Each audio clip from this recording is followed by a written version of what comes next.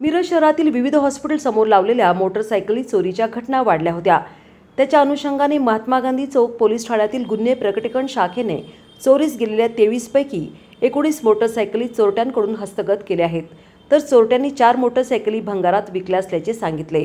अमोल संभाजी साबळे वय 49 राहणार चिंचणी तालुका तासगाव आणि राहुल नामदेव बागल वय 24 राहणार माळी गल्ली तासगाव सध्या राहणार बेडक असे अटक करण्यात आलेल्या 2 संशयित चोरट्यांची नावे आहेत। त्यांच्याकडून पोलिसांनी 6.5 लाखाचा मुद्देमाल हस्तगत केला आहे। यामध्ये कोल्हापूर आणि सांगली जिल्ह्यातील मोटरसायकल चोरीचे 29 गुन्हे उघडकीस आले आहेत। याबाबत जिल्हा पोलीस प्रमुख संदीप घुगे यांनी पत्रकार परिषदेत माहिती दिली। यावेळी उपविभागीय पोलीस अधिकारी प्रणिल गिल्डा उपस्थित होते। सदरची कारवाई सहाय्यक पोलीस निरीक्षक जयदीप कळेकर यांच्या मार्गदर्शनाखाली गुन्हे प्रकटीकरण शाखेचे उपनिरीक्षक संदीप गुरव, धनंजय चव्हाण, अभिजित धनगर, सूरज पाटील, विक्रम खोत, विनोद चव्हाण, मोहसिन टीनमेकर, जावेद शेख, बसवराज कुंदगोळ, नानासाहेब चंदनशिवे, अभिजित पाटील, करण परदेशी, कॅप्टन गुंडवाडे यांनी केली आहे।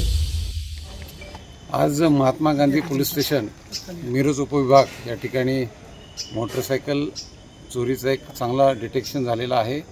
यामध्ये आम्ही 2 आरोपींना अटक केलेली आहे।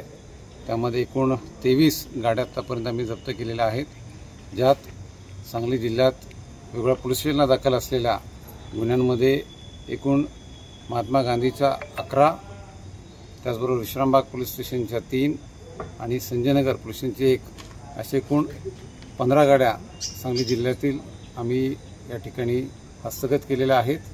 त्याचबरोबर कोल्हापूर जिल्ह्यातील 6 गाड्या आम्हाला या ठिकाणी मिळालेल्या आहेत आणि इतर आणखीन 2 गाड्या आहेत ज्या कोणत्या पोलीस स्टेशनला दाखल आहेत। याबद्दल आम्ही आरोपींकडे पण चौकशी करत आहोत।